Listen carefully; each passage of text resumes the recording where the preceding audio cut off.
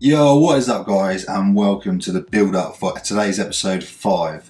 Before we get into today's episode, I am just going to do a quick little video on some smaller details. In particular, we've just finished the January transfer window, so I'm going to run through some transfers I've completed, and I'm also going to show you guys a new tactic that I've been using recently. So transfers in from January, we have signed a young midfielder called Ellis Ross for 1.3 million from Portsmouth. He is a young 17-year-old midfielder. Let's get his big screen up and have a better look at him. So he's a centre midfielder from Portsmouth. He's actually not too bad, to be fair. He is a central midfielder on support as his best role, but really I'll be using him as a box-to-box if he can develop as much as I hope he can do. He has got promising midfielder on his media description, so that is obviously it's encouraging. Player trades gets forward whenever possible, which is a good trait to have with box-to-box, and especially in a more attacking tactic, which we have been using and are going to keep on using anyway. If we look on his reports, we can see that he has got a potential 5-star rating. Could improve a lot in the future. Says injury proneness, so we have to keep an eye on that, but I rotate my players a lot anyway, so usually the injury proneness doesn't always bother me too much, because the fact that I rotate my players a lot, injury prone players will be getting that rest each week anyway. But apart from that, he's a consistent performer, his bravery is good, works well with the team. He also displays a fairly determined attitude, which obviously is something which is highly rated in Football Manager. So Ellis Ross, and we have loaned him out straight away to Bury. Hopefully we'll get some good game time and come back an improved player. Next player we brought in is Brahim Diaz from Manchester City. We brought in on loan. I don't think I really need to say too much about this guy. His attributes are fantastic. He hasn't been playing much Man City. I think, if I remember right, his contract is coming up to an end soon, so it could be a possible sign at the end of the season if he does well. Plays with weve, that's good. Media description, unpredictable down midfielder. I don't want to pay too much attention to that, because, do you know what I mean? Unpredictable, it's good for the other team not to know what he's going to do as well, so we'll take the good with the bad with that one. But hopefully he'll turn out to be a good loan signing for us. We've also brought in a box-to-box midfielder called Konrad Lehmer from RB Leipzig. Again, good attributes, very good mentals. I love his mentals. His media description is tenacious midfielder. He has got good teamwork and work rate, determination high, also aggression, anticipation, bravery is very good as well. Good fitness, good stamina, just an all-round proper decent midfielder. And I would like to sign this guy actually, but we'll see how he gets on. Signing him has pushed out Flynn Downs from the side. We'll get into it in a bit, but Lehmer has been playing well. But yeah, I'm very encouraged by this signing. Then the last signing we made was Timothy Castagna from Marseille. He's essentially going to be a right back for us. Kyle Walker-Peters, he has signed a pre-contract deal with Leverkusen, which means obviously we cannot sign him now. So for that reason, I couldn't cancel his loan, but I've just chucked him in the reserve. So I'm not going to play a player that we can't sign and is basically leaving. So I've decided to bring in Timothy Castagna. Great attributes, again, good mentals, good physicals. I like his technical. He's got good cross and dribbling, which very much suits our complete wing back role. Tackle and marking isn't great, but again, a complete wing back is concentrates more on the attacking phase of the game. So as long as he's got okay defensive attributes, then that suits me. So hopefully he's going to be a good signing. Players we have sold. We have got rid of Paul Bernardino finally on loan. He's gone to Atlanta United. Hopefully we get some game time. I'm not sure we get a whole lot.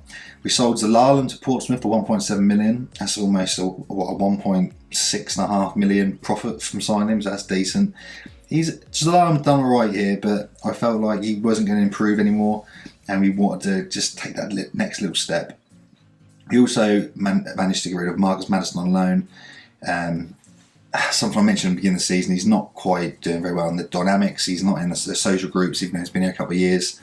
Although he had a good year last year and he's done okay this season, the change of tactic meant that I wouldn't be needing as many inside forwards, so I have tried to get rid of him. I tried to sell him, but no one wanted to buy him. Swansea took him on loan with potential to sign him permanently at the end of his loan deal. Ben Morris has also been loaned out to Doncaster. This hasn't developed at all really. He's probably going to be released at the end of his current contract. Another player we got terminated the loan of was Scott McTominay. Decent player. I was very excited when I got him in the beginning of the season, but he hasn't really done the job. Whether that's because I've been playing the right tactic for him or not, I don't know. But we've got rid of him anyway, terminated the loan. Obviously, we've got Conrad Lema coming in, so I don't think he'll be missed a whole lot. So, new tactic. My new tactic I have made up is it's essentially a 5-2 or 5-3-2, I guess. Really, we're going to have the goalkeeper on defend. We're going to have 2 centre backs on defend. We're going to have 2 complete wing backs on support. We have a half back on defend. We're also going to have a deep line playing support and a box to box on support with an attacking midfielder support, and also 2 complete forwards, 1 on support, 1 on attack. Mentality is going to be attacking in possession. We are doing pass into space, player defence, work ball into box, extremely high tempo and narrow. When we are in transition, we will be taking short kicks, distributing to the centre backs, counter and counter press. Out of possession, we're going to keep a high line, much higher line of engagement, also for the attack. Extremely urgent pressing, prevent short goalkeeper distribution, use title marking and use offside trap. We have been using this for the last couple of games and it has been working very, very well. I'm not too sure how it's going to do against the bigger sides. Obviously, it's quite an attacking tactic, I guess. Maybe we could bring the mentality down to standard for the big sides, as we've got Manchester United today, so it might be worth testing out. But I might stick to attacking for now because it has been working very, very well. Obviously, with that in mind, I'm still going to keep training the 4-2-3-1 gegenpress wide as well, because I do still have inside forwards at the club. And one of the main reasons I wanted to use this new tactic, I wanted to be able to use Falami and Pellegrini both in the same tactic. I didn't like to keep using one or the other. Both are fantastic players and I want them both playing, both scoring goals. So for that reason, that's why I made that 2-striker tactic. But obviously these 2 strikers aren't always going to be fit and available. So if and when I need to, I can switch back to the 4-2-3-1 gegenpress, just so I can use one or the other if one or the other is injured. As far as board requests go, I have got the youth facilities and training facilities being improved, which will be done by the start of October in this year. So just a couple of months into the next season, the youth facilities and training facilities, I believe, should be at the peak and will be at the highest level that they can go. We've also asked to buy the stadium. For those of you that don't know, Ipswich Town do rent Portman Road. So yeah, we're going to try and buy the stadiums, and then we've got a bit more scope for expanding, or just so we can get more income as well from ticket sales and things like that. So that should be completed by the end of this season. I don't know how much it's going to take out of our money, but our money's not looking bad at the moment. If we flick on the finances, we can see we've got 34.3 million. If we click on the projection, we can also see that it's still going to be going up higher to 45 million by the end of this year. Projection by the end of next season, the following season, is 74 and 101 million. Of course, this will change as wages will go up and more players will come in and out.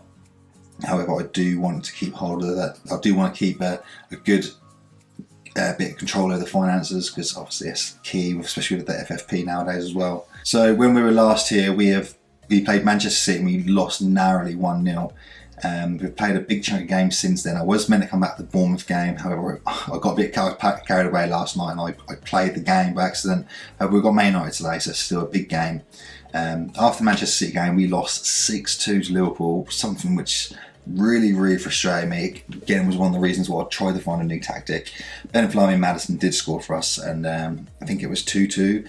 And then on 63 minutes, Liverpool went and scored 4 goals to win 6-2.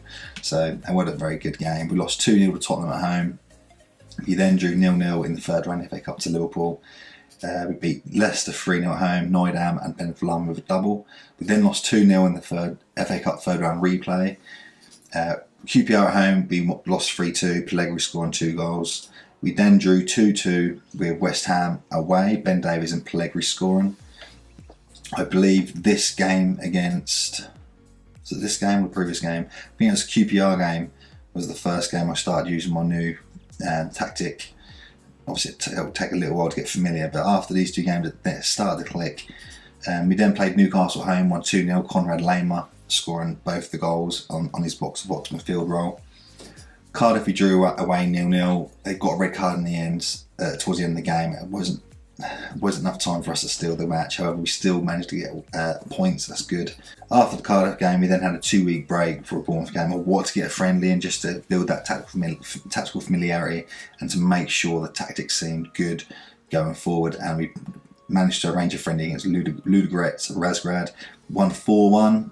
Obviously, Ludogorets are a reasonably big team. They've certainly built their reputation over the last few years from Champions League appearances. 4-1 victory, not to be sniffed at. I did have a look at their starting lineup, but they did play a few youngsters. However, still good result for us. Flammy getting 1 goal and Pellegrini getting a hat-trick. We then played Bournemouth away in the league, back in the league.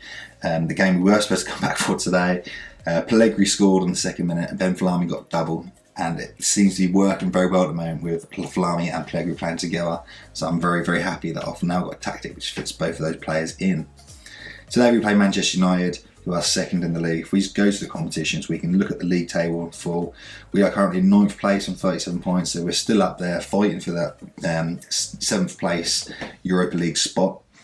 Only 3 points upon QPR, but a win today would propel us into that position as long as we win by more than 1 goal.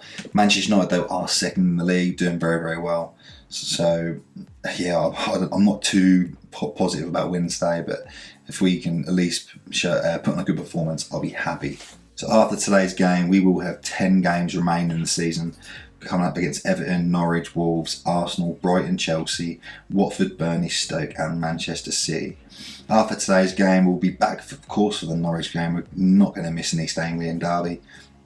And I'm really excited about this Norwich derby, actually. Like, this new tactic, I think we could potentially be absolutely smashing Norwich in this game. But we're doing very, very well this year. I didn't think we'd be doing as well as we are. But again, that's what I was saying when I first started this. I didn't want to get promoted too soon because you can sometimes overachieve. If we finish in the Europa League spot, you know for sure next year they're going to expect us to finish at least mid-table, and it's still a big ask for a fairly new side to the league. So that will be it for this little build-up episode, guys. We'll be back at 6:30 for the Manchester United game. If you have enjoyed watching this and you like what you've seen, do hit the like button, leave a comment, get involved with the chat. I'll always reply. I'm always at hand on my phone to interact with you guys. How are your seasons going? Who are you playing with? What players do you like this year? Are there any players that have overachieved with you? You know what I mean? Let me know how you guys are getting on. We're back at 6:30 with Man United game. Cheers, guys. See you later.